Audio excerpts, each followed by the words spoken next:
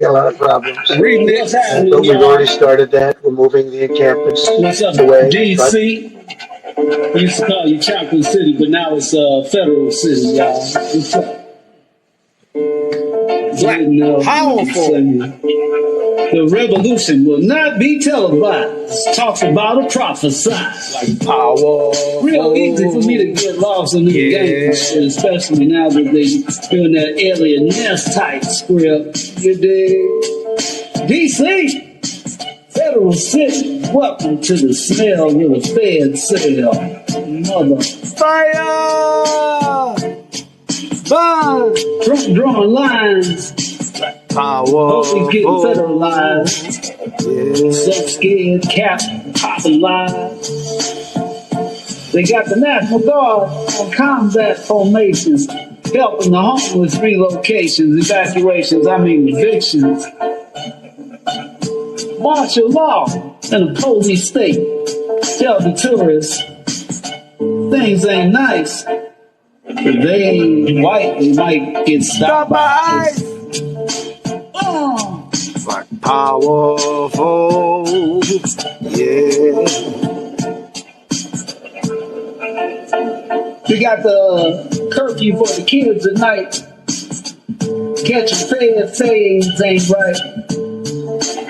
While the rich get rich and the poor get poor off this big new deal.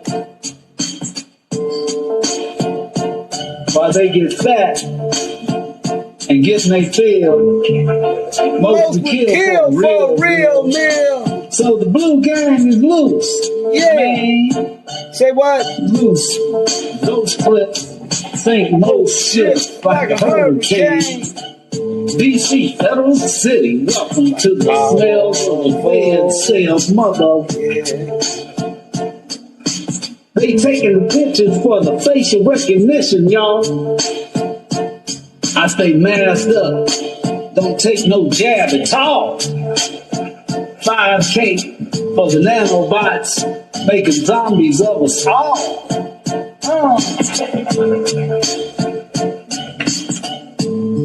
Not us, we ain't having it. That making America great again ain't skip. They making America great again, and that's it. While the dark ops running down on the streets.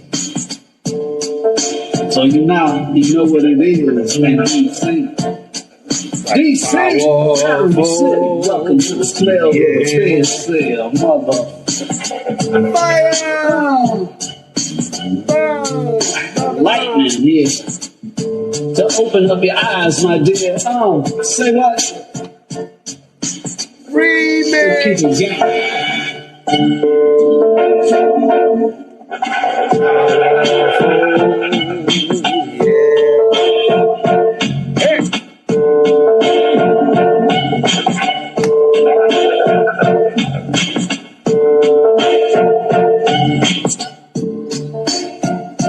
DC, Federal City.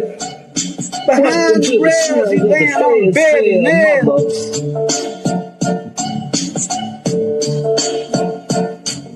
The real revolution will not be televised. Talked about a prophesy.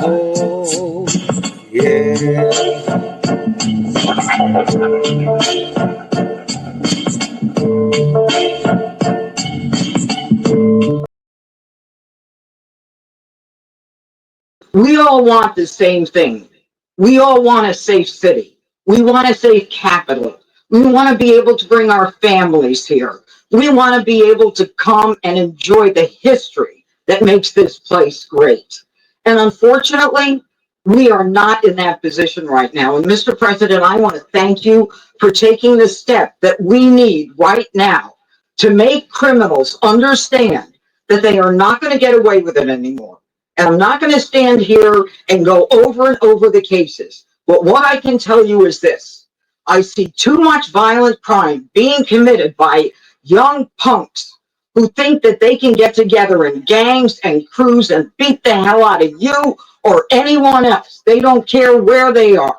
They can be in DuPont Circle, but they know that we can't touch them. Why? because the laws are weak. I can't touch you if you're 14, 15, 16, 17 years old and you have a gun. I convict someone of shooting another person with an illegal gun on a public bus in the chest, intent to kill.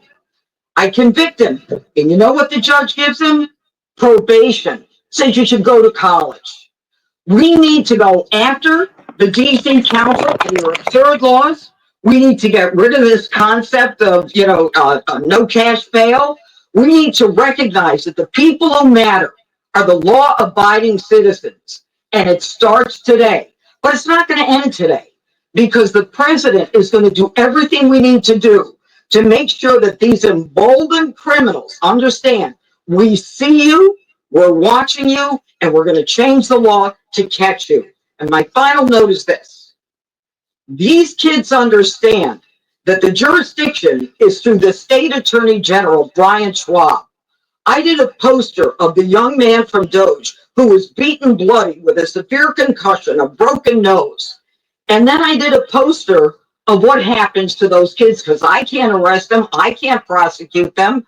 They go to family court and they get to do yoga and arts and crafts. Enough. It changes today. Thank you, Mr. President. You're welcome. Great job. You read. Thank you. This him. What you take with you. Y'all black ass been all them motherfuckers at the big house to talk about for the last few hours. Seem like white folks actions to deal with the emergency crime conditions we currently face in the District of Columbia. The first of these was an executive order, as President Trump said before, invoking his powers under Section 40 of the Home Rule Act to take federal control of the DC Metropolitan Police Department. Along with that executive order, President Trump signed the statutorily required notification letters to Mayor Bowser and to the relevant House and Senate committee leaders. The second major executive action that President Trump signed was a presidential memorandum directing the Secretary of Defense to utilize the National Guard to address the conditions we see on our streets here in DC. It also authorized the Secretary of Defense to work with state governors to utilize their National Guard units if necessary as well. These are the only fantasy advice that you need customizes to every format, including auction, dynasty, and best ball. Part of an administration that's finally coming to terms with these issues, sir. Thank you very much. Sir. Thank you. So, just to conclude, Washington, D.C. should be one of the safest, cleanest, most beautiful places anywhere in the world. It was years ago. We had one problem that was a pretty big problem. The radical left got out of control and they started trying to rip down statues. And I said, let's go pass a law real fast. We're going to do it real fast, but we were blocked by the Democrats who do not want safety. Nobody gets it. I don't get it. They don't get it because they can't get votes. I don't know how they can win an election with this, but they don't want safety.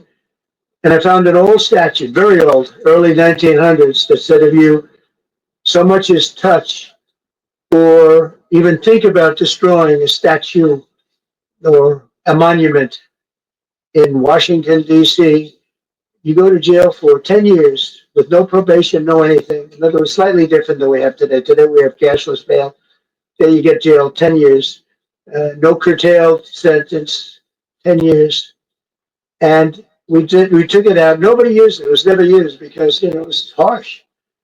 And you remember they started to rip down the statue of Abraham Lincoln. I said, that's a tough one to rip down. He was pretty good, man. I think he was pretty good. When the ropes started going around Abraham Lincoln to pull him down, Andrew Jackson, others, and they were heading to the Jefferson Memorial, Thomas Jefferson. I'm going to do a big number there. I said, it's time. And I signed that statute immediately. We had it updated. We made it use the same language, all passed by Congress. And I announced it's 10 years in jail, no probation, no anything, 10 years, no curtail sentence if you touch so much as touch a statue in Washington, D.C. And it was an amazing sight, beautiful sight. Everybody just left. The ropes were hanging around Andrew Jackson. There were 2 ropes around Abraham Lincoln. They left the rope, but everybody just left. I know it was the last problem we ever had. You know, that was the last problem that we ever had with the statues. They were going wild. And somebody came to me and said, sir, in 1910, I don't want to give you the exact, because you'll say, Donald Trump gave us wrong dates around like early on. You know, if I'm slightly off, it make you sound a little bad. So I won't put myself in that position. I won't put you in that position, because I think everybody agrees with what we're doing today. But when I signed that thing, it was like a miracle. Everybody left. They were gone. They were starting to march down. They started the march toward Thomas Jefferson. And I figured he was always going to be safe. But they found something with him, and they found something with Abraham Lincoln. And even in the name George Washington in California, numerous places changed the name of George Washington High School and various other places. They took George Washington's name. This was a sick, woke culture that I think we've largely ended. And a lot of those people that were woke are now turning out to be the opposite. I won't go so far as to say MAGA. It's a very special category. But they've gotten out of that. But we have people that love this country, and they love this really beautiful capital. It is. I flew over it the other day, and I said, what a beautiful place. But if there's crime all over the streets, when you get there, it doesn't look so beautiful. But we're going to make it beautiful again. We're going to fix it with crime, and we're going to also, as we're doing that, we're going to start doing things that we know how to do, that I know how to do better than anybody, I guess, because of my experience from previous life. But not only are we stopping the crime, we're going to clean up the trash and the graffiti and the grime and the dirt and the broken marble panels and all of the things they've done to hurt this city. And we're going to restore the city back to the gleaming capital that everybody wants it to be. It's going to be something very special. All of these people are really tough. Can I shake your hand, Gaddy, please? You're going to be so important here. You're going to be that guy. I hope I don't have to fire him in 2 weeks because he's too soft. I don't think he's too soft. If I do, I will, though. Is it okay if you're soft, weak, and pathetic, like so many people? I will fire you so fast. You're not going to have to worry about that. No, I think you're going to do a fantastic job. And everybody in this room, they may not express it, but they all want that to happen. You know, they want to be safe, and they have families too. So it's an honor to have such a large group. I've done this for years now, hard to believe. I've never seen this room so packed. In fact, I'm sure it's a violation of every fire code. But we'll let you stay anyway. You're taking a chance. And with that, we'll say, maybe if you could, Yeah, it's the Black Open Lion. if we could, Black Open Lion TV for the Saturday night Black Revolutionary Block Party. And let's hear some music. You know, we can't play too much news without the music now.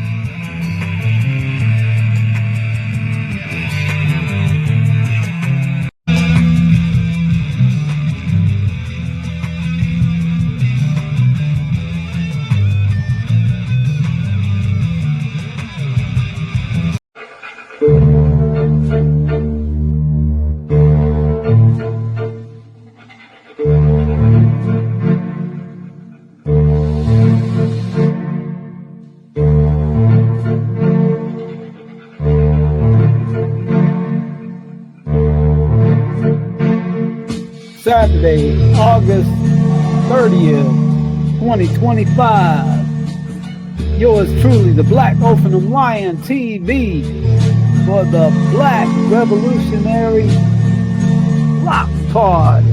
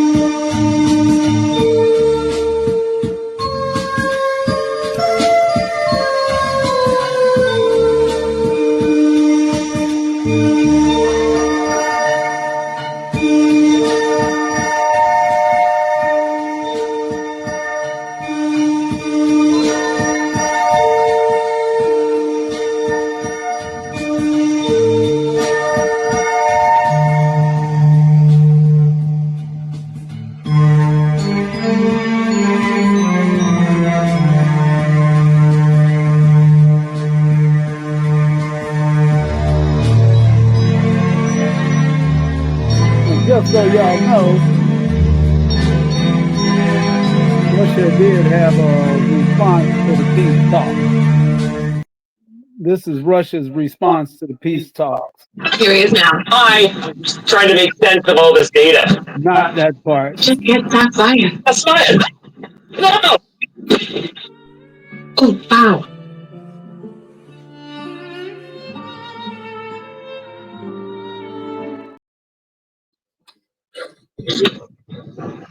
Russia attacks Ukraine.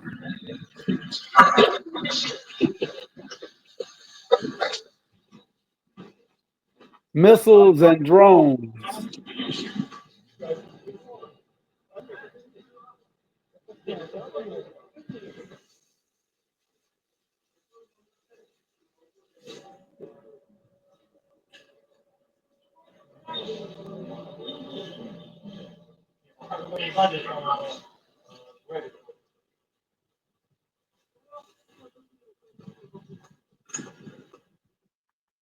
So that's what Russia thinks about the peace talks, y'all. And this is what Trump thinks about. And come Monday, Kamala Harris. Vice President Kamala Harris will lose her Secret Service protection. President Trump issued a memo to Homeland Security to end her security detail, which had been extended by former President Biden until late July. Now, this change comes just before Harris is set to begin her nationwide book tour. Well, that's cold-blooded. He knows she's going on a book tour, and he's going to take away Secret Service security from them. Man, that's cold-blooded. But I tell you what, while they're talking about Chicago, right up the street from D.C. is BMO. And this is BMO.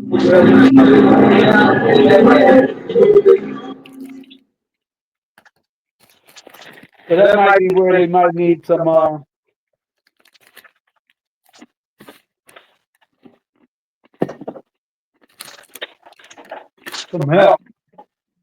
Mm-hmm.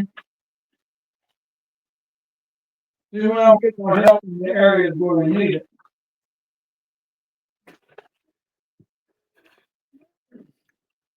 Send the help around the national monument. Or them statues and buildings don't need help protecting themselves, believe me.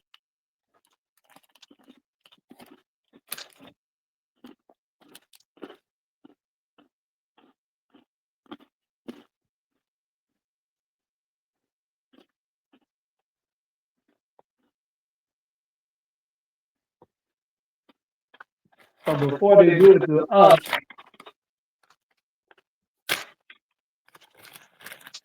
let's make sure we don't do it to us.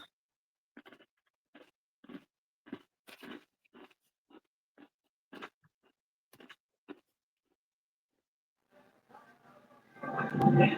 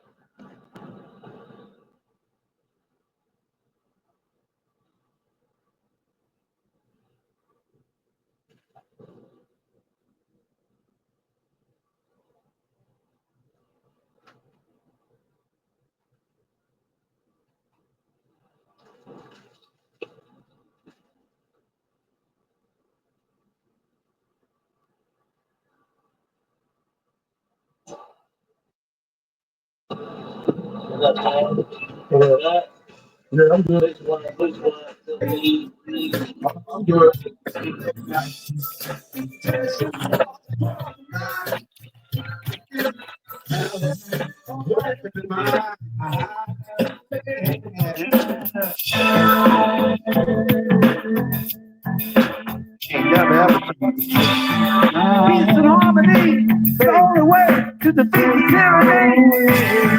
Thank God for everything. The enemy, that's everything. Never, ever, ever. March up, got your right to demonstrate. Fake news. Bring the love and overcome. Blood money won't make for the show to break. Just to keep you straight. Say you don't take your hand pound. Fake first next. Don't you shot fire.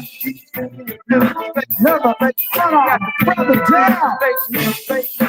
Body cam. Aim at the ground.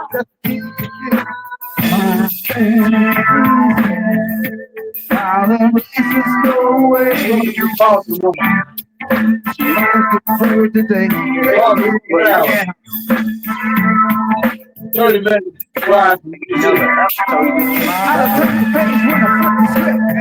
Now don't blink, I'm about to get fake news forever.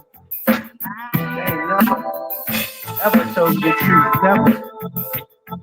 Fake news, fake news. Don't get lost. Fake news forever.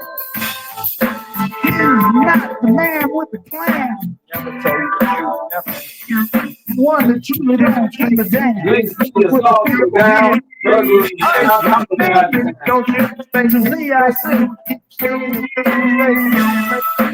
You're gonna get killed, and it's a possibility. Even though I can say, and let you people know you. Got the plan to block. Fake news forever. Now don't look never told you the truth. Shots fired. It's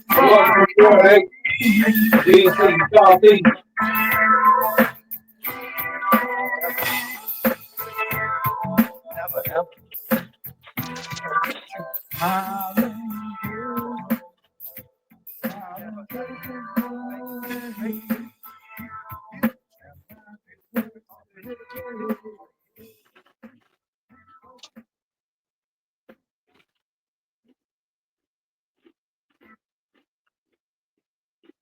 Malcolm X Park.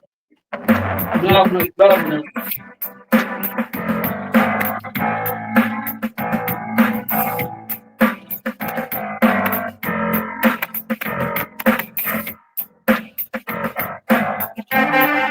Shoot, I got my hands up. Can't breathe. I can't breathe. Shoot, I got my hands up. I can't breathe. Can't breathe. Oh, shoot, I got my hands up. Like Ferguson, sir. You got a right. Just had enough. The Browns to the Dolphins.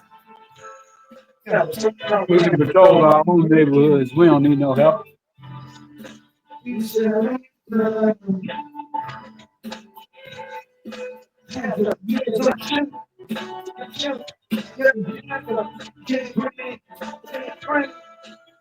They only come after the fact anyway.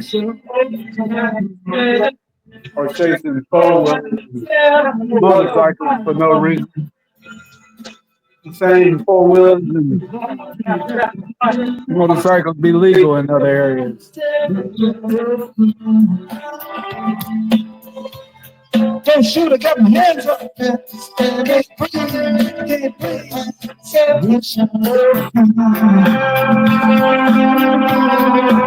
Say on the strong survive. Stand up for ourselves. When we stand up, they be taking our lives, killing us, and darkness. Stand up when we will stop for ourselves.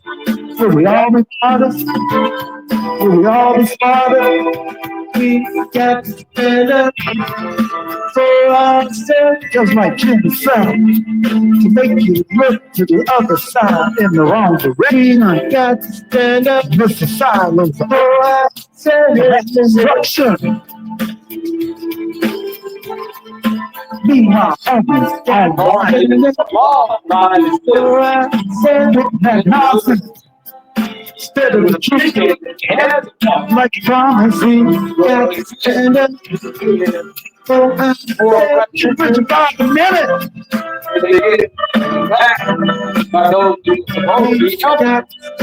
Why you get something? Give out, yeah, to the audience. First off, like a white. We should open up. Shoot, I got your hands up. Can't breathe, can't breathe.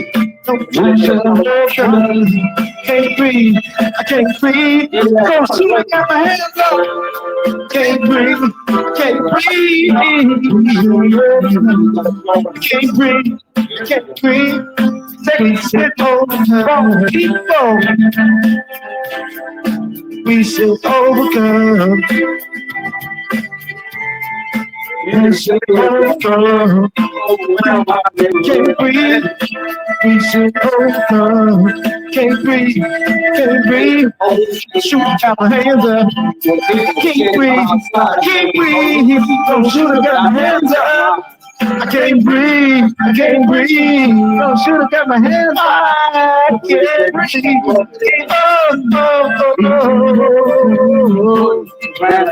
can't breathe. I can't breathe. Can't breathe. We shall overcome. We shall overcome. We must overcome. We got overcome. We gonna overcome. Wearing white sheets of a different kind. Shows and the show ain't mine. Don't shoot, I got my hands. Yeah, got to look out. For I said you overcome. Wearing white robes of a different kind. Cause the show ain't yours and the show ain't mine. Coming through with martial law and pickup trucks. The main objective is to mess us up. What is your opinion of the difference between Washington, D.C. and Baltimore? Oh man, it's a whole different time. Baltimore is a whole different. Because it's not, what the thing is they're so close together, but they're so different.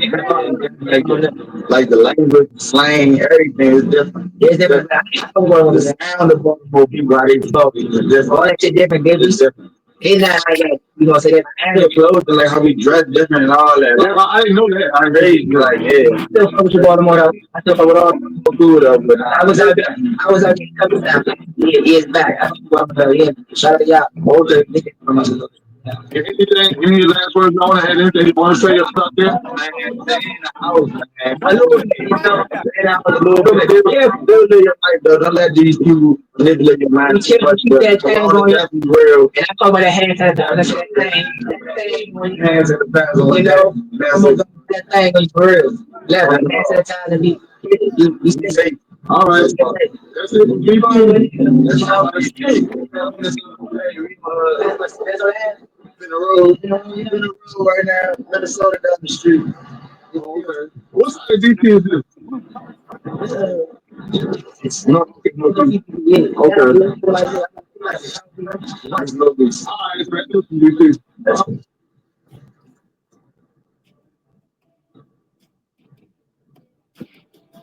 I didn't flinch when you slept. I just took a moment to reflect on which foot to send you to sleep with. I throw both, done with it.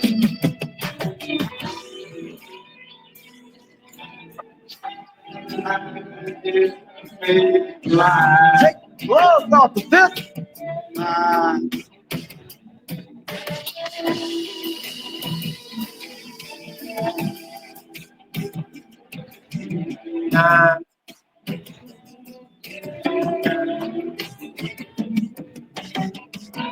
Nigga like me, you can't intimidate. I slap just be your cellmate.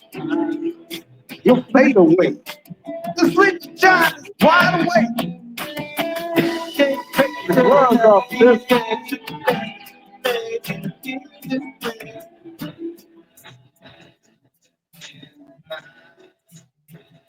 You're black. Open the Lion TV. Oh yeah. I'll take y'all to a ride to the building, you know. We don't want to hang out in the back alley of the White House too long. They'll call Secret Service something, man. Yeah, they're like, man, there's a black revolutionary hanging out back of the building. He's trying to report to the hood everything we doing. And there you go, Martin Luther King Avenue right there. Wait a minute. Yeah, MLK. Coming up on Good Hope Road. Wait a minute. Come on. Oh, Good Hope Road right now.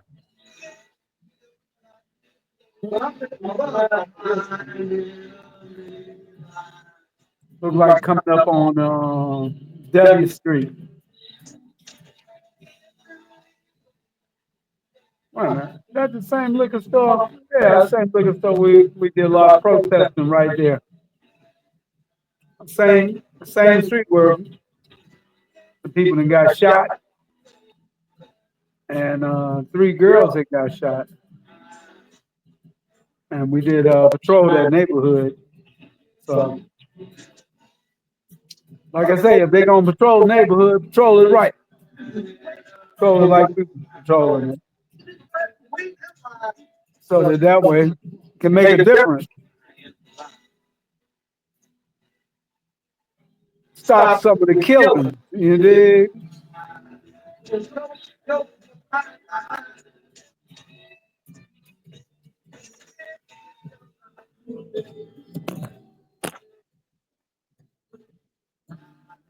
Question to ask. So white people. More white people, by the way. More white people.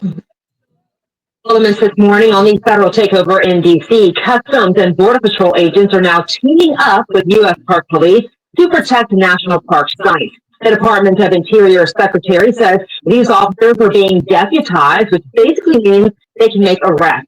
Now, this comes as we have new numbers from the White House on this operation. Since August 7th, officers have made more than 550 arrests. They say of those, 3 are known gang members, including one who is allegedly a member of MS-13. They've also recovered 76 guns and cleared 48 homeless encampments. Right now, the National Guard, MPD, and ICE agents are patrolling the D.C. neighborhoods and all reporting different statistics on how many people have been arrested. 7 News' Carl Willis is breaking down the numbers for us this morning and has a look at some of the pushback on the streets. The vice president personally thanking federal law enforcement for stepping in to help crack down on crime in the city. And they got rumors that Trump might be dying. He might not According to live long. police, 527 arrests August 7th. Ready to Early be Wednesday, the White House reported a higher number, saying 551 total arrests have been made in the district in that same time. Can't tell you exactly what they report or how they report or coordinate their number. But the feds say any arrest made during the federal enforcement falls under the operation's arrest totals, regardless of which agency makes the arrest. What people have to understand is that with an additional 500 more officers, you're going to have more arrests. You're going to have more traffic stops and those types of things. So we have to anticipate that because we have an influx of police presence. A White House official said of the 551 reported arrests, 225 were related to immigration enforcement. They say 3 of those arrested are alleged gang members. As the operation continues, federal officers, including ICE agents, are being met with some vocal opposition in D.C. streets. This scene in Columbia Heights Tuesday, with a crowd chanting at federal officers until they eventually leave. Wednesday, Chief Pamela Smith urging protesters not to go too far. What we don't want is for community members to interfere and get involved in things that is a police-related matter. Carl Willis, 7 News.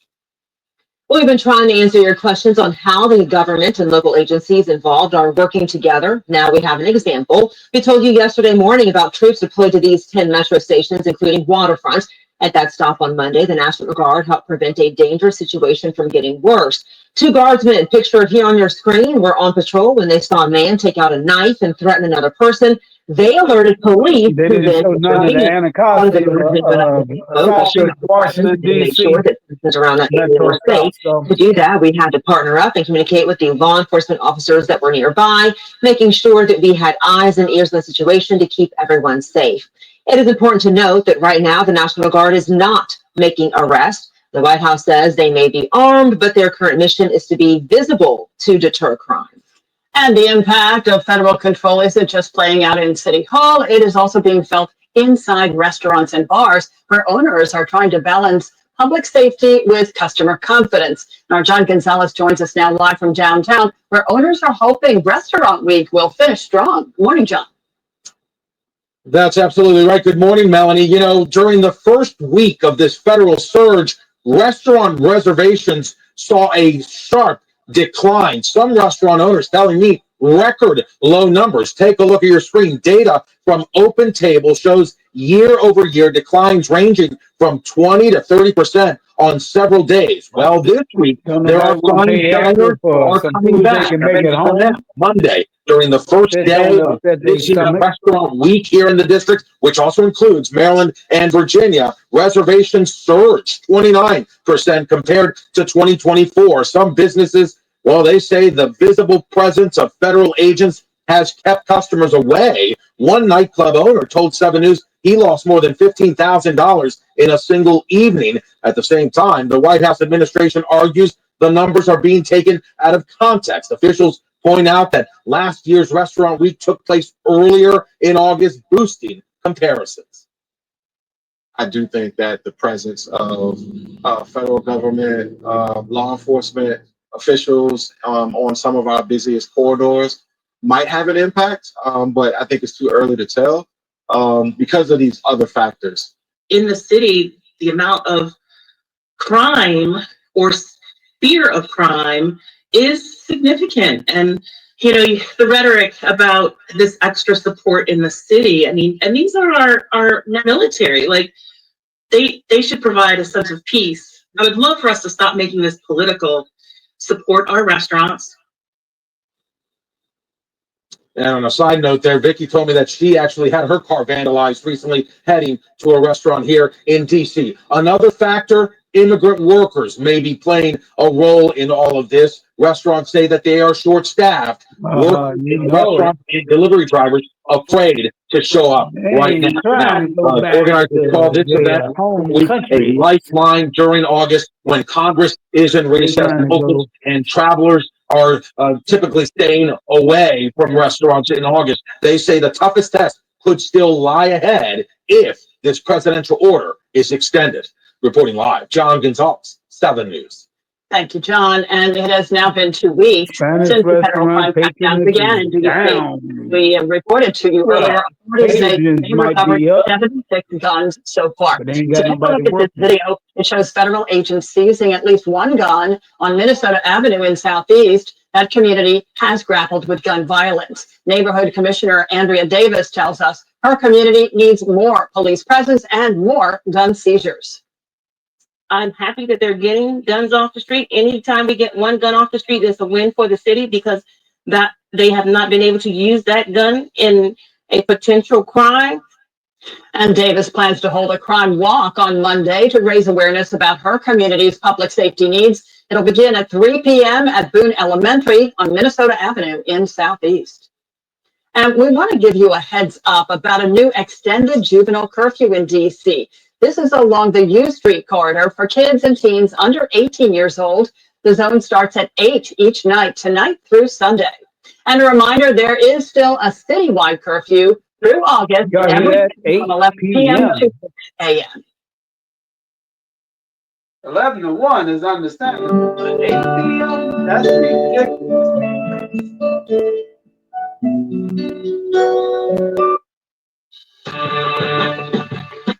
I guess they want lights out after certain time, huh, y'all? With a crowd chanting at federal officers until they eventually leave. Wednesday, Chief Pamela Smith urging protesters not to go too far. What we don't want is for community members to interfere and get involved in things that is a police-related matter. Carl Willis, 7 News. We've been trying to answer your questions on how the government and local agencies involved are working together. Now we have an example. We told you yesterday morning about troops deployed to these 10 metro stations, including Waterfront, at that stop on Monday. We already saw that.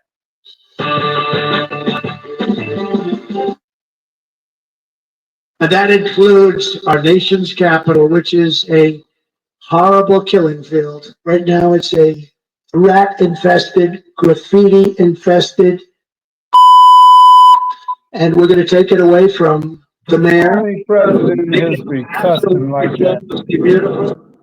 And I think we should take over Washington, D.C. Either they're going to straighten their act out in terms of government and in terms of protection, or we're going to have to federalize and run it the way it's supposed to be run.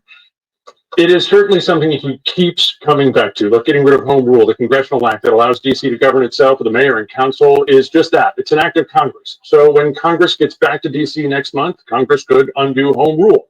It would take 60 votes in the Senate and require the help of Democrats because of the filibuster. So that may be unlikely. Not impossible, just unlikely. Trump could also reinstate a control board. That may be a little easier. Congress could do that too, but again, 60 votes. And while it's never been tested, some legal and DC experts think President Trump could reinstate a control board solely by executive order. It was last used in the 90s to get the city's financial house in order. Mayor Bowser points out the city has had 30 straight balanced budgets, all going back now 3 decades. But some DC experts we've spoken to say control boards aren't limited to solely financial reasons. So it would give the president's appointees total control of the city. It would probably be tested in the courts right away, right? We saw that happen last week, but these days it does seem President Trump willing to test his luck. And is there a reason why he wants to take it that far? Like bring in a control board once again, after what the mayor has pointed out in terms of not just crime statistics, but balancing the budget? Yeah, look, I think it is a great question as to why he wants total control of the city, because once you have the city, it's all his, right? Sanitation, parks and rec, the streets, the schools, that's a lot to manage. Oh, while you're the most powerful person in the world. So it's unclear exactly why he wants to take it over, but it is clear that this crime issue has taken control of his thinking on DC. Clearly, the mayor hates the word takeover too, right? He sure does. But I mean, isn't Trump saying, like, at the same time that it's working? Like, look, since we brought their troops here, look, the crime is down, so it's working. And yes. Try to get it So look, really confusing. So since the takeover began, right on August 11th, DC crime statistics show that reported crime in DC is down. Violent crime, property crime, all crime, it's down. It's down compared to the 10 days before. It's down since the same period last year. Objectively, crime is down in DC since this started. And yet he keeps coming back to this anger over crime stats and the mayor saying that this was a safe city before. Real quickly, the response to the number of residents and people who love the city who are saying, I walk the streets every day, I live here, I raise my family here, and I don't see the city that the president's describing. And I think ultimately it doesn't matter. There's one guy who's making this decision, at least for now, and this afternoon in the Oval Office, he said if he wants to continue this emergency with or without Congress, he will do it. All right. Ted Oberg, thanks so much for providing us with that context today.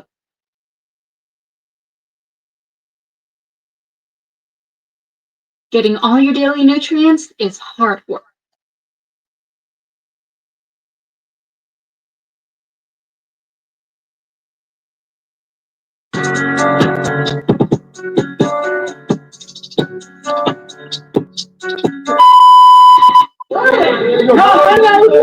The ball, man. You wanted to talk to me my ball. What's up, y'all? Hey, this is Bob's on TV. And then we got the FBI, the ATF, the Secret Service, Donald Trump got like that's like what? First of all, that's 17. They MPD happy, ATF, FBI, Secret Service. They even got the pretty officers out there. That just the Secret Service. They don't have no rules right now. President Trump holding his 7th cabinet meeting of his 2nd term yesterday, where he called for the return of the death penalty in the nation's capital. This as D.C. sees its first homicide in nearly 2 weeks. Lucas Tomlinson live in D.C. with the details. Hey, Lucas. Well, good early morning, Ashley and Todd. That shooting took place early Tuesday morning after midnight when a dope male was found unconscious but breathing in Anacostia off Minnesota Avenue in southeast D.C. He later died in the hospital, marking D.C.'s first homicide in nearly 2 weeks, bringing the total to 102 for the year.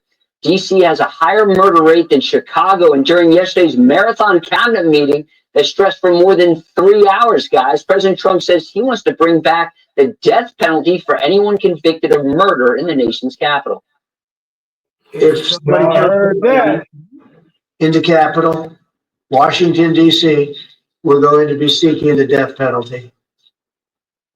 And that's a very strong preventative. And everybody that's heard it agrees with it. I don't know if we're ready for it in this country, but we have it. Ready or not, here he comes. With the death penalty for anybody. And Colby Simpson, senior legal fellow at the Heritage Foundation and former U.S. attorney for violent crime, joins us now. I imagine that in a way you're, one, glad and relieved, but also kind of frustrated because you knew there was a problem and it was difficult to try to get these things done. This is now the results. We have Assaults are down 19%.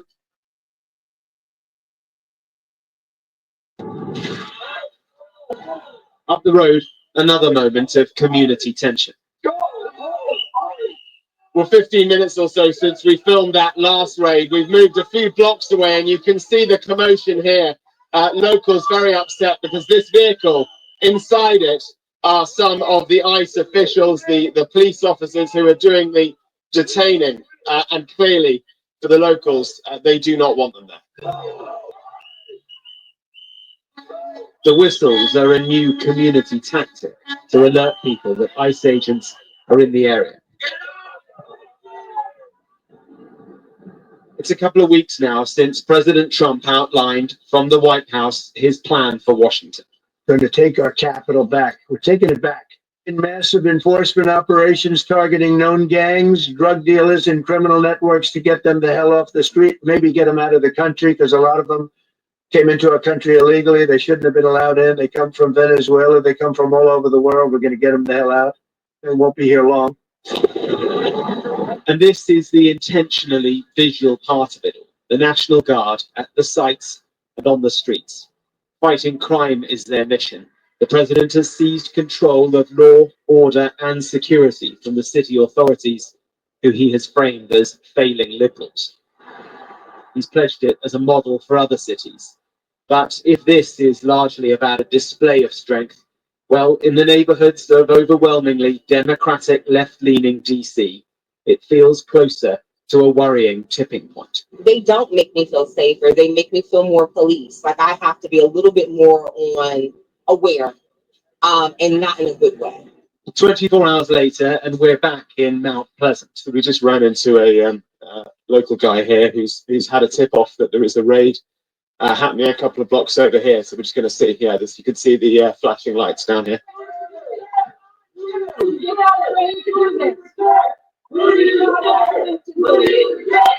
The officers are at the entrance to an apartment block. They appear to be from various agencies and the city police too, who are now also under the authority of President Trump. This time, they are heavily armed. How are you feeling now? I'm sick. This is not this country. It's not what we're about. We're a quiet community, great neighbors. It's It's unbelievable we've come to this. Unbelievable. You tell us who you're looking for. What's the job you're up to here? And these immigration raids? On this occasion, no one is arrested, and they are in the end literally shouted out of the street.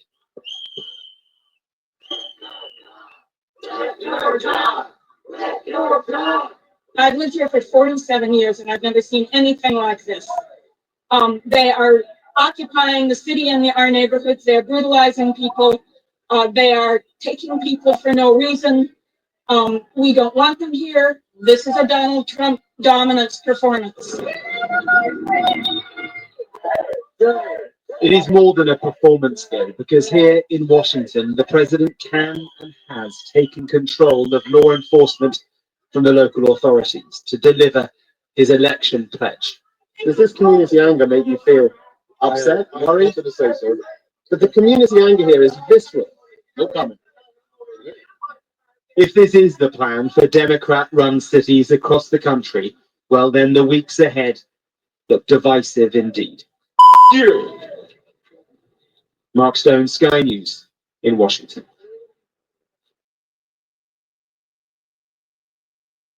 They must stop giving conservatives this free gold Trump survivor coin. Starting this month, the 17th accountable, strengthening our public health system, and restoring it to its core mission of protecting Americans from communicable diseases, investing in innovation to prevent, detect, and respond to future threats. That's the mission of the CDC, and we're going to make sure that folks that are in positions of leadership there are aligned with that mission. Briefly on another topic, Alligator Alcatraz. Last week, a judge on an environmental concerns lawsuit said that the administration in 60 days to wind down operations there. State officials that the administration has not been shy in fighting back against what it calls activist judges. But why is it backing down this time? We're not backing down. We've always said that we are going to continue to fight in the court of law for what's right, because we know that what this administration is doing with respect to all policy, but also immigration policy, is above the books, and we're abiding by our nation's immigration laws. And we think it's despicable that an activist judge has inserted themselves in this migrant detention facility to the point where DHS is now having to relocate these illegal immigrants to other detention facilities around the country. That is an unnecessary burden on the Department of Homeland Security and these agents who should be removing these criminals from our community. That's what the American people elected this president to do. So we've always maintained, Gabe, we're going to comply with court orders, but we're also going to fight back on them on the merits of the law. And DHS is in compliance while we disagree with this decision, and we'll continue to fight it in court. Let's go to, go ahead. So just following up on the CDC firing. Sure. Are you anticipating other changes there at CDC in addition to that firing? And is the administration going through in a very sort of organized fashion? Is there a task force that's going through high-level appointees to see who is or isn't aligned with the mission? Should we expect more? Not to my knowledge. I understand there were a few other individuals who resigned after the firing of Ms. Monterez. One of those individuals wrote in his departure statement that he identifies pregnant women as pregnant people. So that's not someone who we want in this administration anyway. So if people are not aligned with the president's vision and the secretary's vision to make our country healthy again, then we will gladly show them the door. Can I just go to the back? Thank you, Caroline. Behind you, Andrew. Go ahead. Thank you, Caroline. The military deployment that President Trump has sent to the Caribbean Sea close to the shores with Venezuela is massive. It's much more that is needed to simply counter narcotics operations. Is President Trump considering launching military strikes to military installments or facilities in Venezuelan soil? I won't get ahead of the president with respect to any military action or questions about that ever. But what I will tell you is that many Caribbean nations and many nations in the region have applauded the administration's counter-drug operations and efforts. And the president is prepared to use every element of American power to stop drugs from flooding into our country and to bring those responsible to justice. And as I've said from this podium before, the Maduro regime is not the legitimate government of Venezuela. It is a narco-terror cartel. Maduro is not a legitimate president. He is a fugitive head of this drug cartel. He has been indicted in the United States for trafficking drugs into our country. And it is the utmost responsibility of this president and this administration to prevent the illicit flow of drugs into our country and to protect citizens from those deadly poisons. Frank. Thanks, Carolyn. I have two questions for you. For Democrats, including former White House Press Secretary Jen Psaki and Minneapolis Mayor Jacob Frey, attacked prayer and pushed gun control in the aftermath of yesterday's shooting. What's the White House's response to their comments? Yes, I saw the comments of my predecessor, Ms. Psaki, and frankly, I think they're incredibly insensitive and disrespectful to the tens of millions of Americans of faith across this country who believe in the power of prayer, who believe that prayer works, and who believe that in a time of mourning like this, when beautiful young children were killed while praying in a church, it's utterly disrespectful to deride the power of prayer in this country, and it's disrespectful to the millions of Americans of faith. And I would encourage Ms. Psaki to pray for these families themselves who need it right now more than ever. Glazed over the fact that the shooter was confused in their gender identity. Does the administration believe that this element needs to be investigated in the shooting? All of the elements are being investigated in the shooting, absolutely. Which is why part of the reason the FBI director came out and immediately confirmed that facet of the investigation. John. Thanks a lot, Caroline. Two questions on two separate issues. First of all, the drone and missile strikes that took place overnight in Ukraine. General Keith Kellogg, the president's special envoy, has described these attacks as egregious.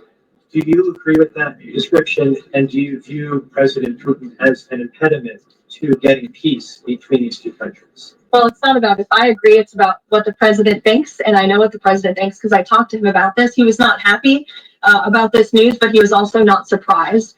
These are two countries that have been at war for a very long time. Russia launched this attack on Kyiv, and likewise, Ukraine recently dealt a blow to Russia's oil refineries. They have taken out, as a matter of fact, 20% of Russia's oil refinery capacity over the course of their attacks throughout the month of August. So the president is continuing to watch this intently, and this killing, unfortunately, will continue as long as the war continues, which is why the president wants it to end. And that's why he's worked harder than anyone to end this war, which would have never started if he were president. But perhaps both sides of this war are not ready to end it themselves. The president wants it to end, but the leaders of these two countries need it to end and want it to end, must want it to end as well. And I think the president will make some additional statements on this later. My second question has to do with, I just had one more, if I may. It has to do with the president's intention to remove Lisa Cook as a member of the Federal Reserve Board.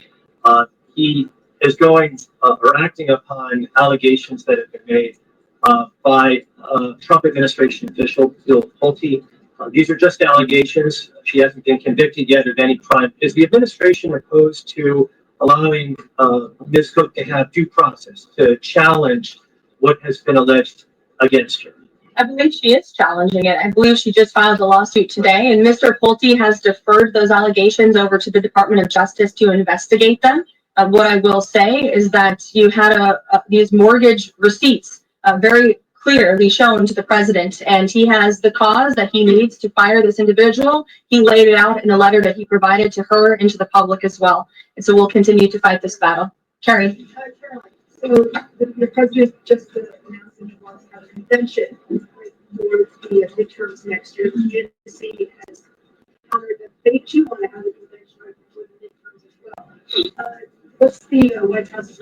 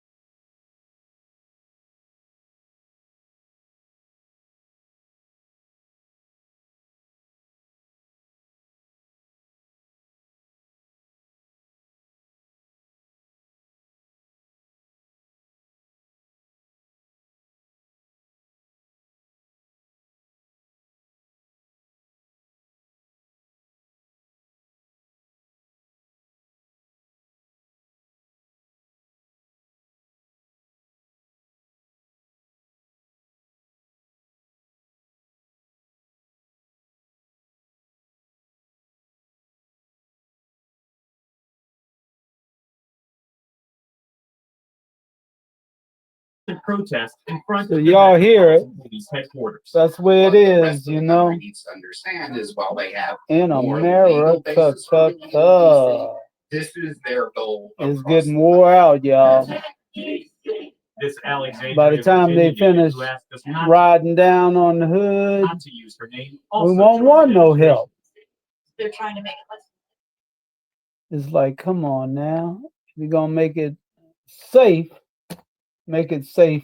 for the people to ride around without being attacked by the police as well. As Josiah prepares to begin college at So American we the University. people, we don't want to be From what attacked I've seen so far, DC is by one of the black, safest places. white, There or is the not blue. one hint of some sort of crime epidemic. One of the first stops for the mother and son was the National Mall, where National Guard troops were on patrol, even stopping for photos with tourists. The National Guard is walking by. So these are the first officers that we do see. I was expecting them to be all over the place, and I guess little by little they are coming through everywhere. To me, it's extremely sad because this is not what this country was founded on. Although the president declared a crime emergency in Washington earlier this year, the Justice Department reported that violent crime in DC had hit a 30-year low. And many residents went about life as usual over the weekend, including Jeff Menzer, who we met at a local farmer's market. I generally feel safe. I go out at night.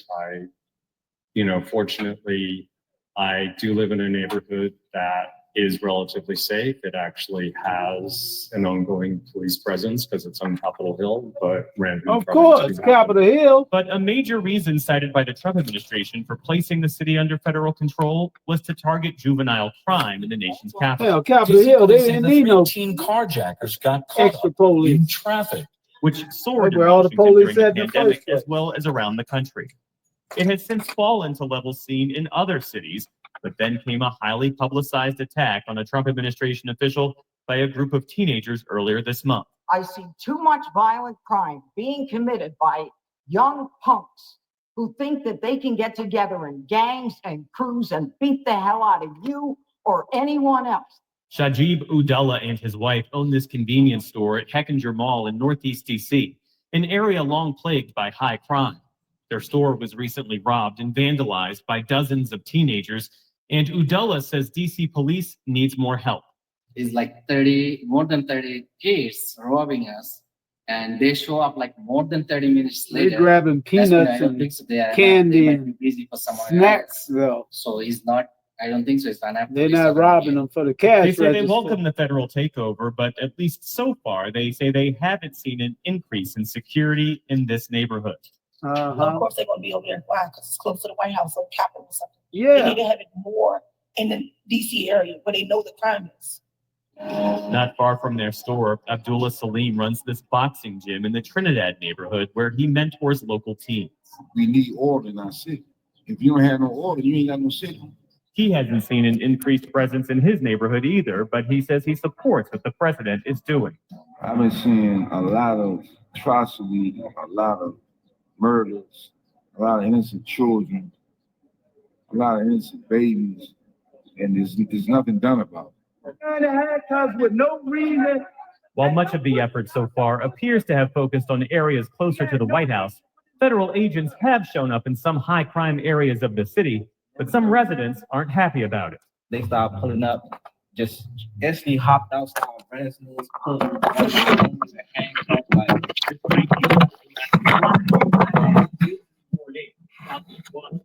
which has among the highest crime rates in the city. Last week,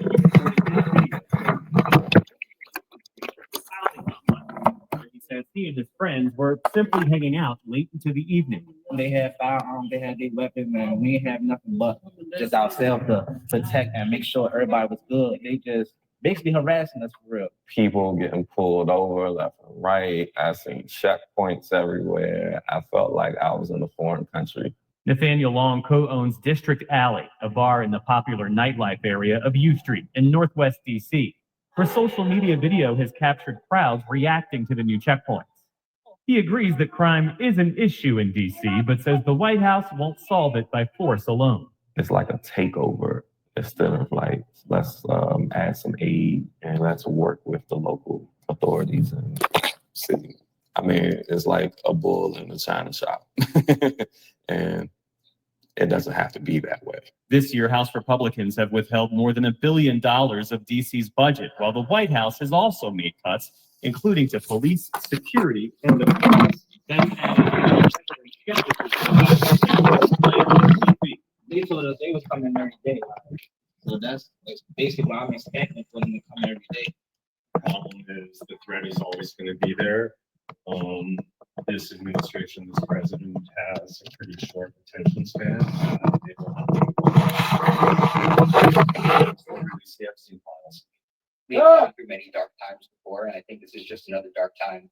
And I do believe that it's up to us as, citizens to stay active and to not give up. Say release the Epstein The emergency files. authority gives the president power over the city's police force for 30 days, but he's already said he wants that extended.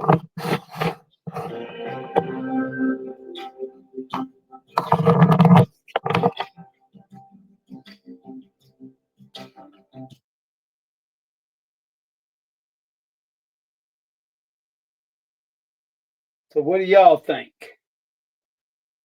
Send it up to Baltimore? Here's a question for you. Do you know where the title of your home is? I bet you don't. We don't. Let's go back to BMO real quick.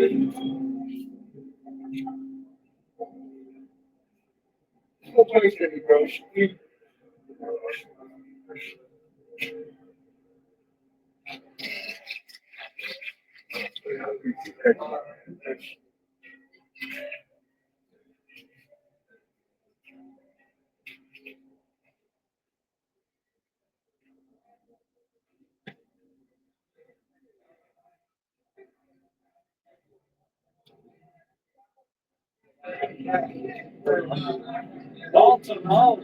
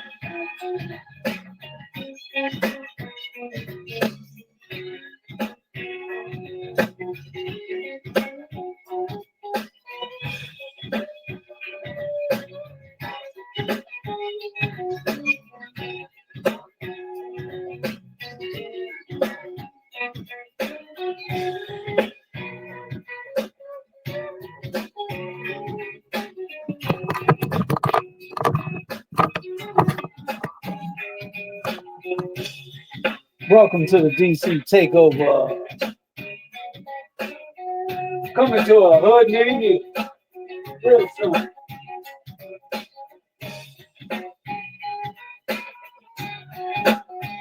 So yeah, it is Saturday night Black Revolutionary Block Party in full effect. Oh yeah.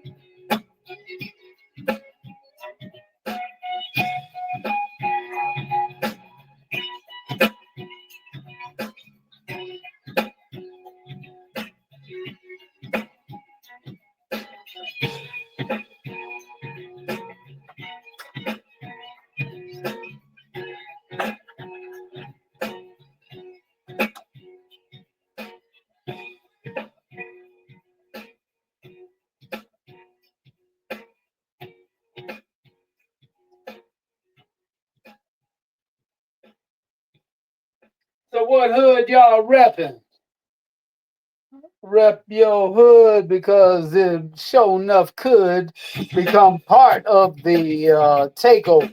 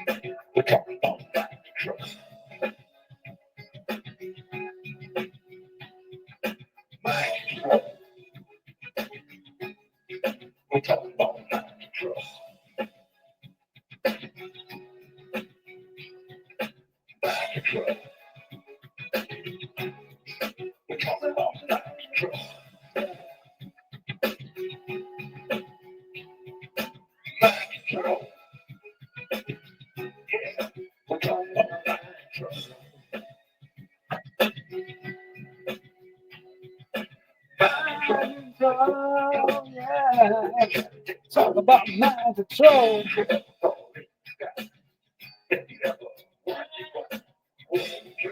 La, la, la.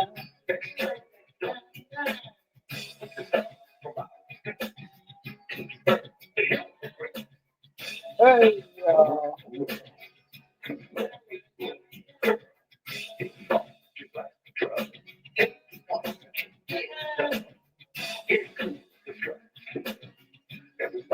right there on Broadway, down there in Baltimore, or Northern Parkway, Northern Avenue.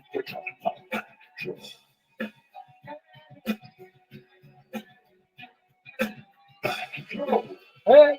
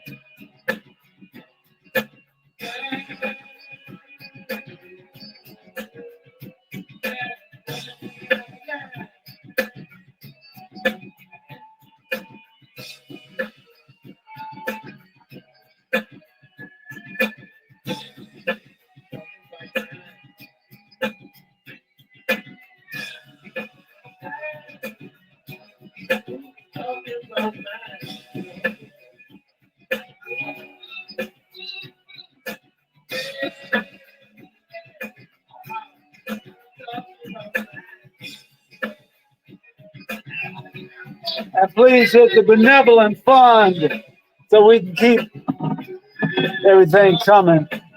And also, we got to step up our game, of course. Time to go ahead and get some equipment top notch to bring y'all top notch broadcast. So hit the benevolent fund $ Black Ophinum #1. But we the only one. Yeah. Black powerful.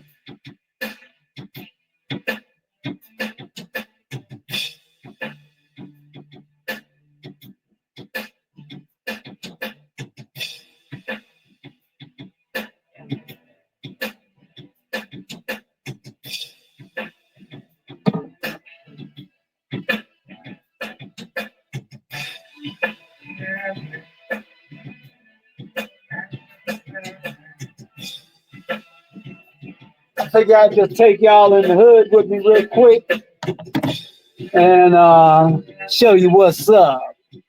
The before and after effect, so to speak. So we'll see what it looked like a month from now. We'll see what it looked like a year from now. See what the crime statistics, do they fluctuate for 30 days and go back to abnormal? or is this fluctuation going to be the new norm? We will see. That's for sure. But if it stops from somebody from getting abused or unalived out there, then hey, it's all good.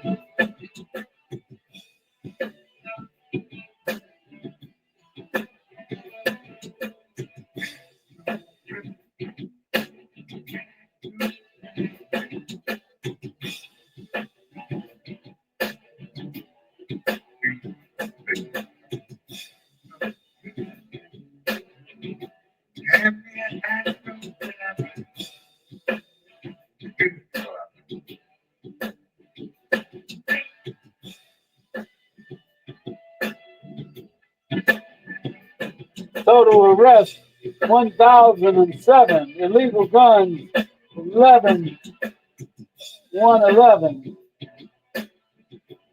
Known gang members 6.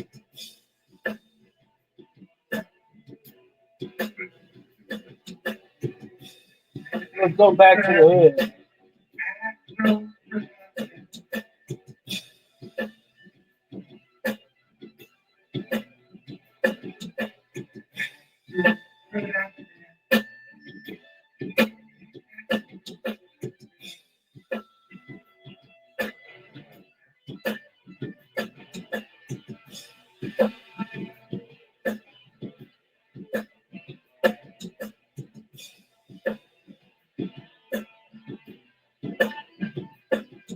Cincinnati, Ohio, y'all.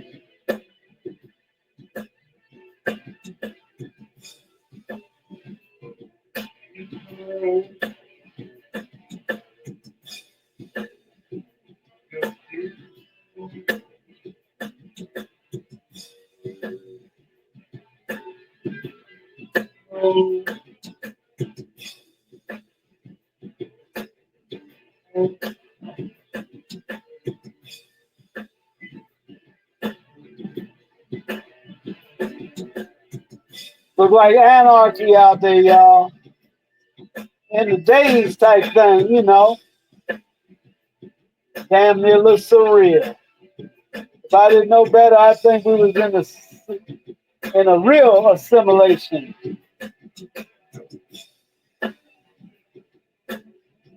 But what do I know?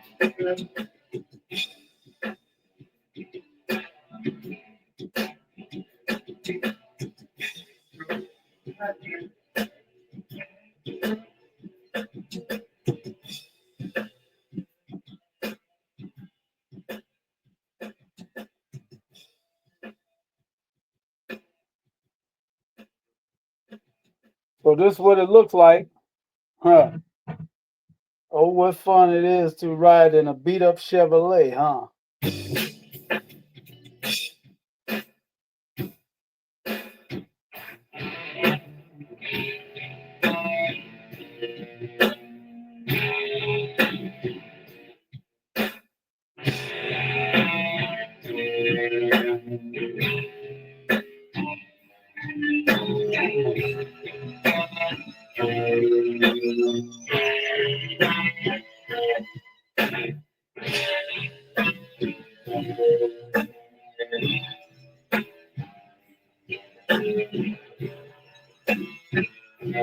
This is how we saw a black revolutionary block party.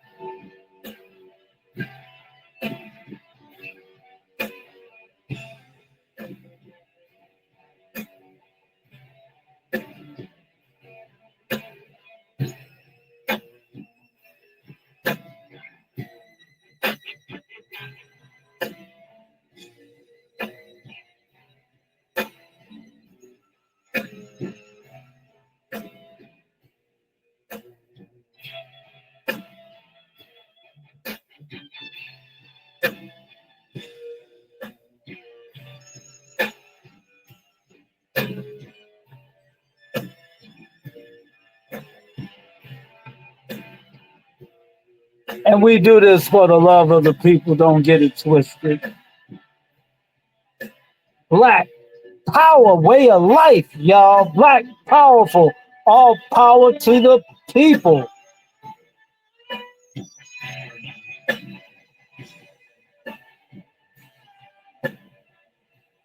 Contributions go to the Benevolent Fund, $ Black Ophanum #1.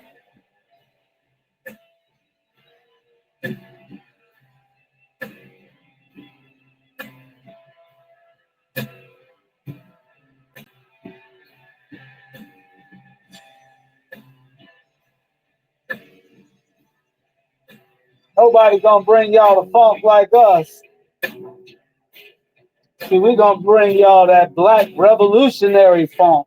Oh yeah. Cause like George Clinton say, funk not only moves, but it removes, you dig?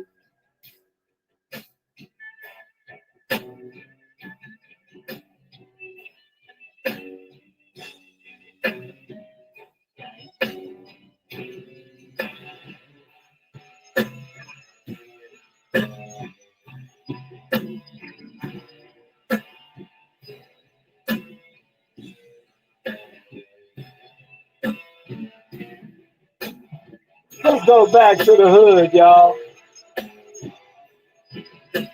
Oh, we definitely on maybe W Street. What am I talking about? That's right around the corner from Good Hope Road.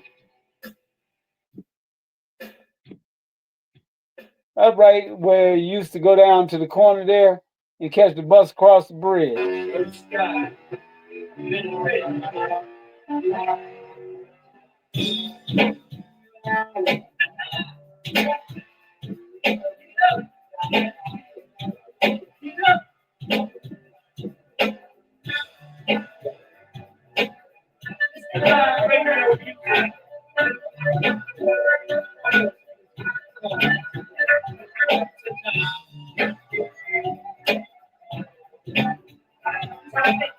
I'm gonna tell you like this: Southeast ain't as bad as BMO.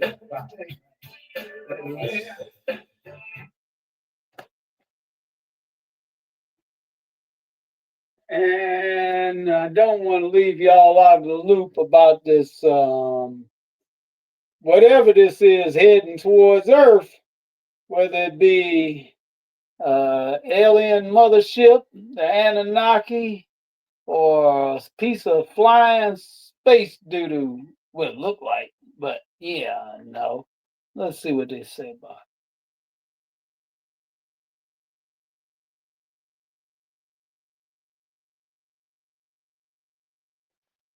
Look like a space rock to me. I don't know.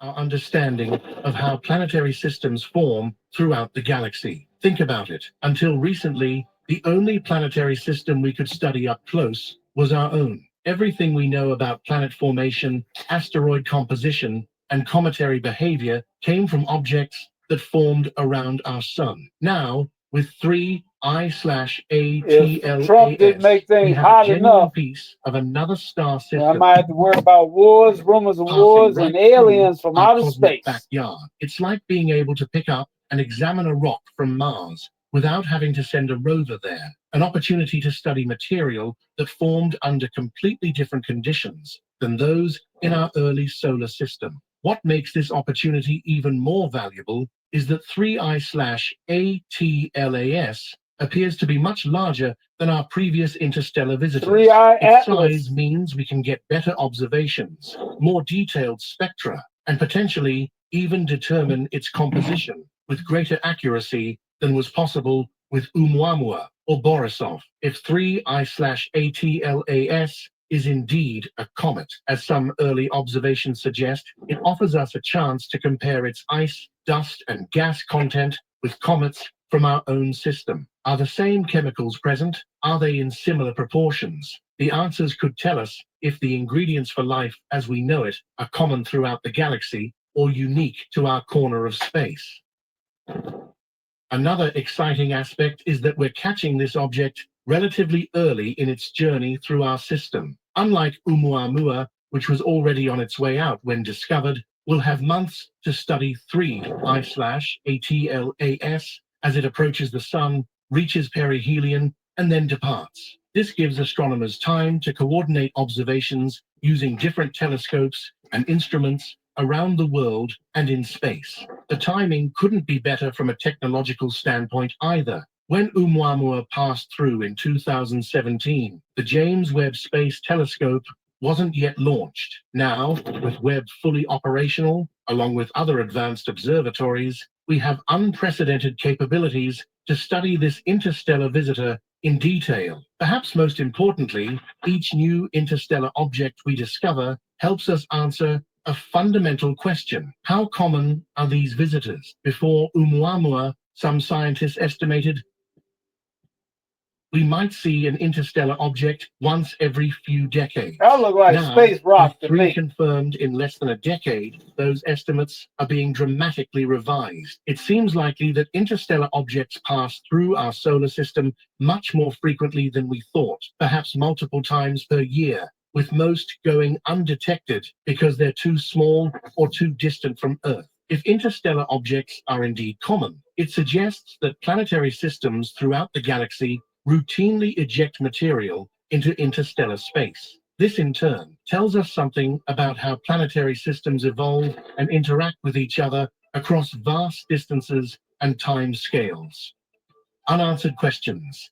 Despite all our advanced technology and brilliant scientists, 3I/ATLAS guards many secrets that leave astronomers scratching their heads. One of the biggest mysteries is its exact nature. Is it a comet, an asteroid, or something we don't have a category for yet? Early observations show hints of cometary activity, a faint fuzzy appearance that suggests gas and dust might be escaping from its surface as it's warmed by the sun, but it doesn't yet have the dramatic tail we associate with comets.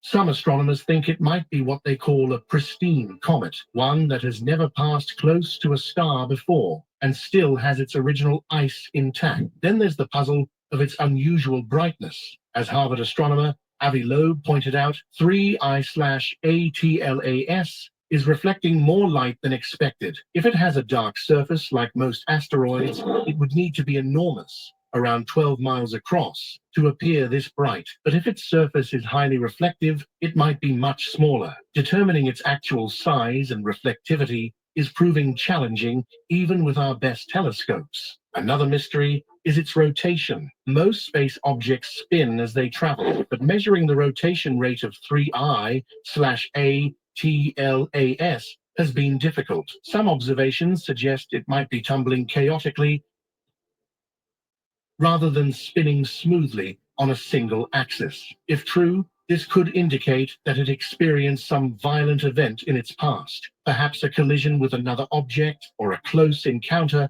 with a massive body that disrupted its rotation. There's also the question of its age and origin. Did it form recently around a nearby star, or has it been wandering the galaxy for billions of years? The surface features and composition might hold clues, but getting that level of detail requires observations we haven't yet been able to make. Perhaps the most tantalizing mystery is what 3I/ATLAS might tell us about the system it came from. Every star system leaves its fingerprint on the objects that form within it, particular ratios of elements, specific minerals, unique isotopic composition. If we can decode these fingerprints,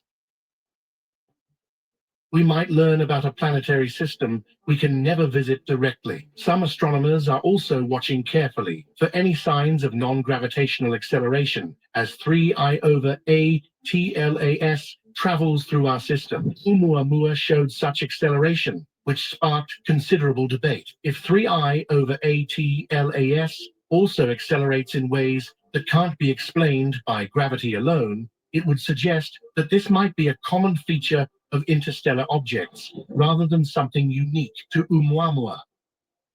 These mysteries make 3I/ATLAS more than just another object to catalog. It's a cosmic puzzle box, with each new observation potentially unlocking another clue about its nature and history. And with several months of observation ahead before it leaves our solar system for good, astronomers are hoping to solve at least some of these puzzles before saying goodbye to our interstellar visitor, the alien question.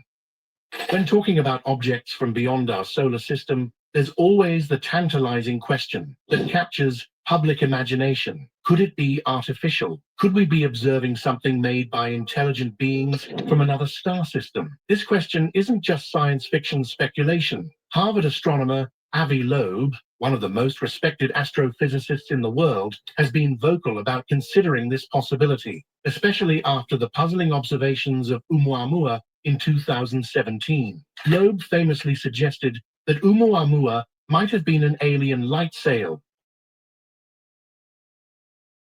and strange shape, with 3I/ATLAS Loeb has once again entered the conversation, suggesting that scientists should use the powerful James Webb Space Telescope to look for signs of non-gravitational acceleration, movement that can't be explained by gravity alone. If such force is detected, it could potentially hint at some kind of artificial propulsion. Before getting too excited about alien spacecraft, it's important to understand that non-gravitational acceleration can have natural explanations too. Comets often show this behavior as ice on their surface turns directly into gas when heated by the sun, creating a gentle thrust like a tiny rocket engine. This outgassing can subtly change a comet's trajectory in ways that pure gravitational calculations don't predict. What would make 3I/ATLAS truly suspicious from an artificial standpoint? Several things could raise eyebrows among scientists.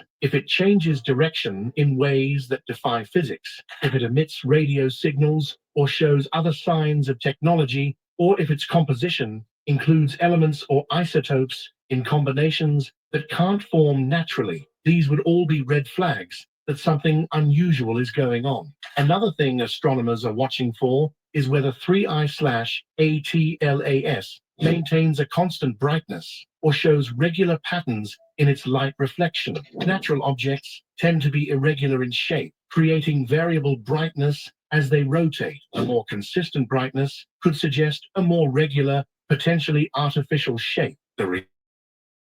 Considering artificial origins is scientifically valid, the history of astronomy teaches us that natural explanations usually win out. When pulsars were first discovered in the 1960s, their incredibly regular radio pulses led some scientists to briefly consider them as potential alien beacons. We now know they're rapidly rotating neutron stars, exotic but entirely natural objects. Still, the possibility, however remote, that we might be observing technology from another civilization is part of what makes these interstellar objects so captivating to both scientists and the public. It forces us to consider the ultimate question: are we alone in the universe? Even if 3I/ATLAS turns out to be a perfectly natural comet or asteroid, the very act of investigating all possibilities, including artificial origins, advances our scientific understanding. As Carl Sagan famously noted,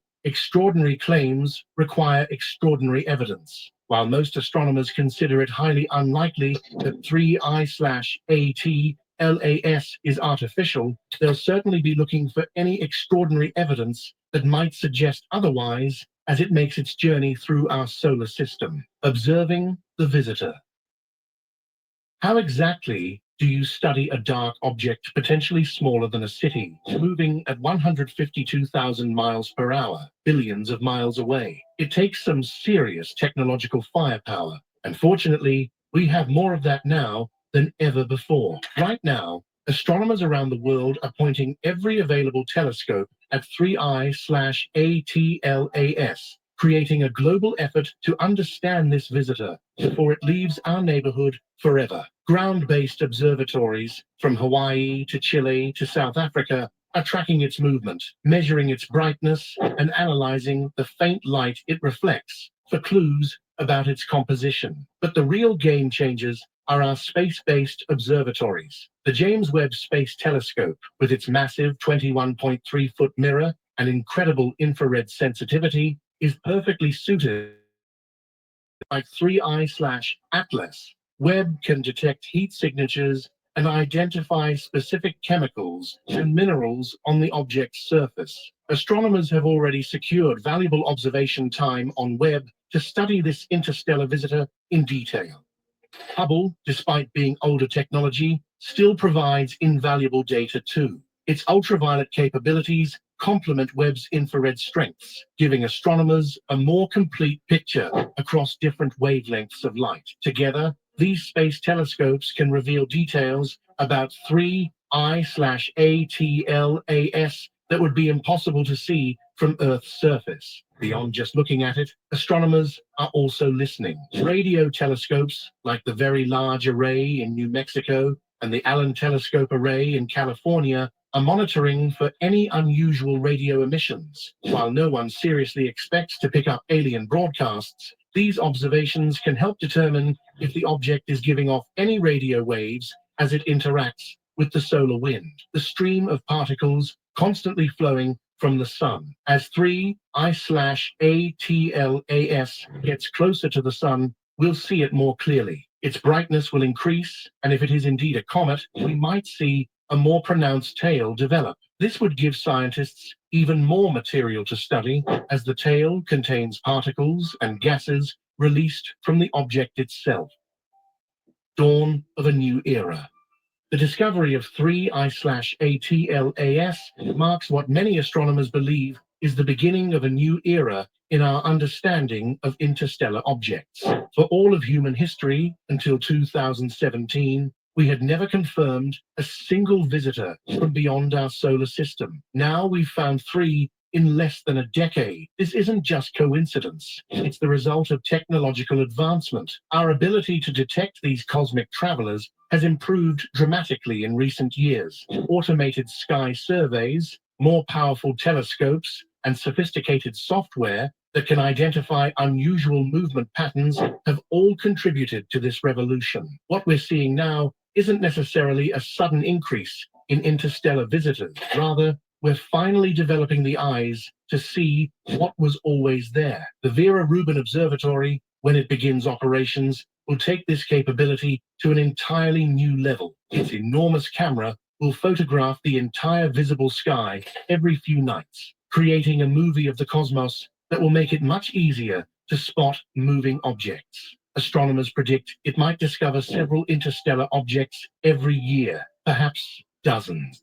This growing catalogue of interstellar visitors will allow scientists to answer questions they could only guess at before. Are most interstellar objects comets, asteroids, or something else entirely? Do they typically come from the inner or outer regions of their home systems? How often are planetary systems ejecting material into interstellar space? The answers will reshape our understanding of how planetary systems form and evolve. There's also growing interest in the possibility of sending a spacecraft to intercept an interstellar object. While 3I/ATLAS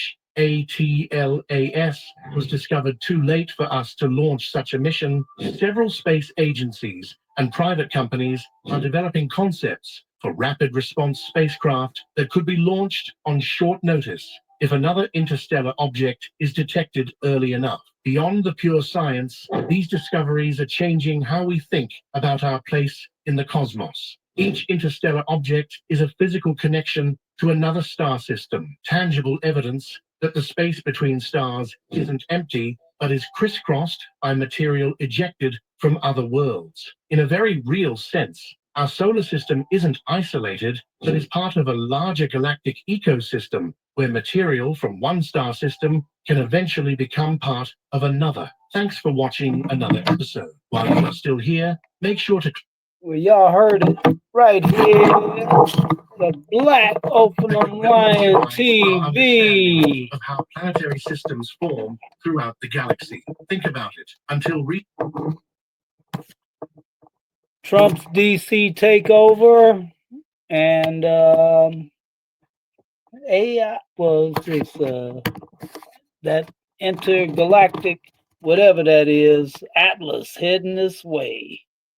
And let's see if I can play a little bit of this on the way out. Play.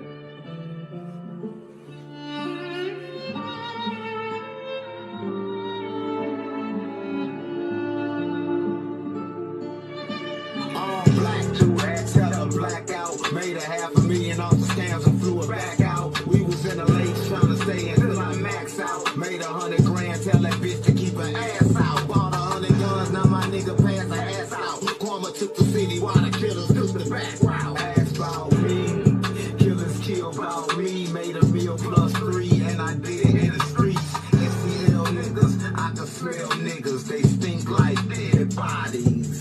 I hit them like John Gotti. Illuminati. Yeah. We Illuminati. We Illuminati.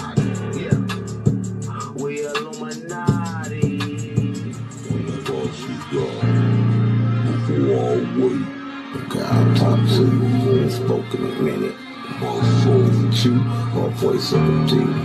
God talk to you. We ain't spoke in a minute, but when we speak, is it you or a voice of a demon? I close my eyes, screaming, souls burning alive. Tell me what is the meaning? It's like I'm living or die. The prison stuck in my mind, and it playing with wine. Remind me all the time what a blind can see. But never mind, the world gon' see. Look around, nobody found. I'm running from me. I'm running from me. It's hard to figure out the real from the fake. Need the food and the plate, but I move with a snake and he creeping in the dark. Gotta listen to your heart. We was all born smart, but we drifted apart. Like Moses did the Red Sea, the Dead Sea, everything vividly. I'm running from me.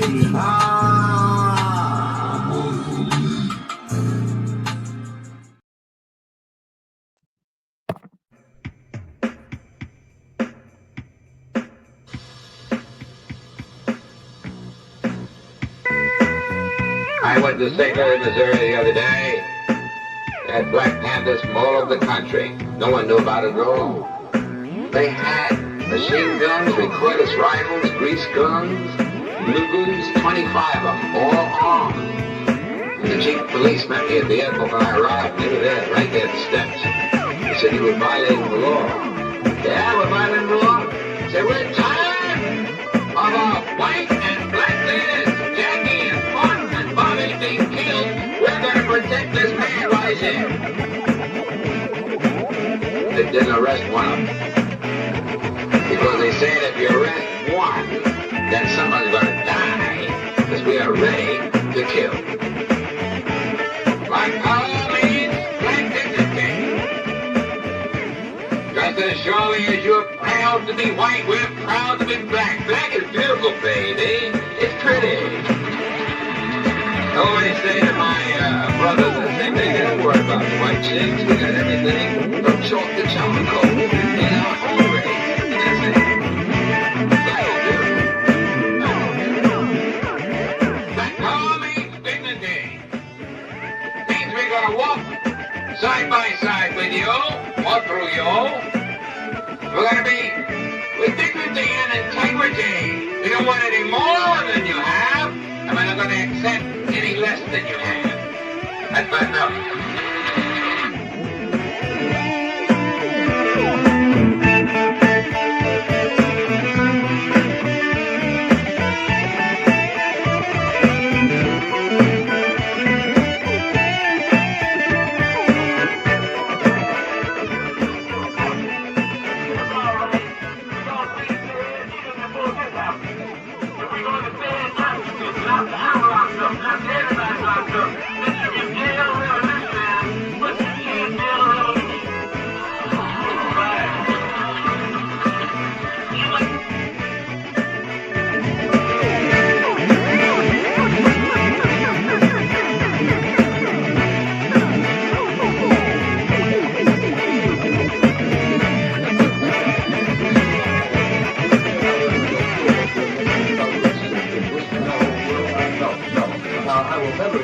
Progress is being made.